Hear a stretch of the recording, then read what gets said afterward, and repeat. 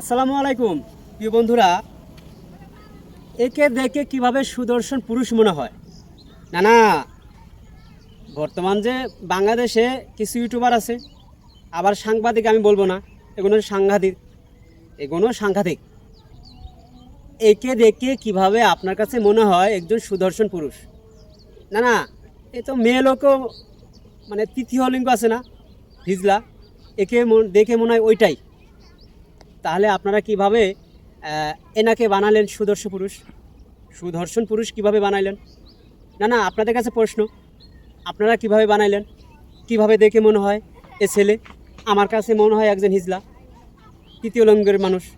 তাহলে একে তো দেখলে বোঝাই যায়। না, দেখলে তো বোঝাই যায়।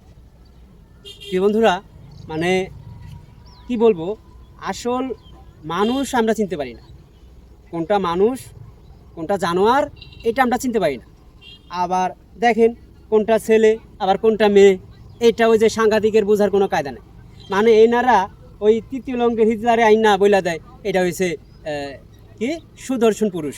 না না, কোন দিকতে মনে হয় যে এটা সুদর্শন পুরুষ?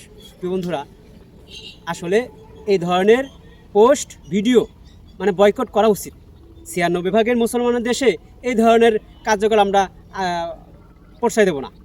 না না, 96 ভাগ মুসলমানের দেশ, এই দেশে কেন ভাই এই ধরনের ঘটনা ঘটবে? আর ওই যে সাংঘাতিক আছে না, কিছু সাংঘাতিক, কি বলবো, কিছু ভিউ পাওয়ার আশায় এদেরকে আইসা ক্যামেরার সামনে তুলে ধরে যে সুদর্শন পুরুষ। আরে ভাই, একে সুদর্শন পুরুষ কীভাবে দেখলে মনে হয়? কোন দিক দিয়ে বোঝা যায় ওনাকে? হ্যাঁ, আমার কাছে মনে হয় তৃতীয় লঙ্গের একজন হিজলা। না না, এটাই বলবো, যেটা সত্য সেটাই বলবো। সত্যকে সত্য, মিথ্যাকে মিথ্যা, এটাই তো বলা উচিত নাকি? আমি সাদাকে সাদা, কালোকে কালা, আমি এটাই বলি। আমার কাছে সোজা কথা।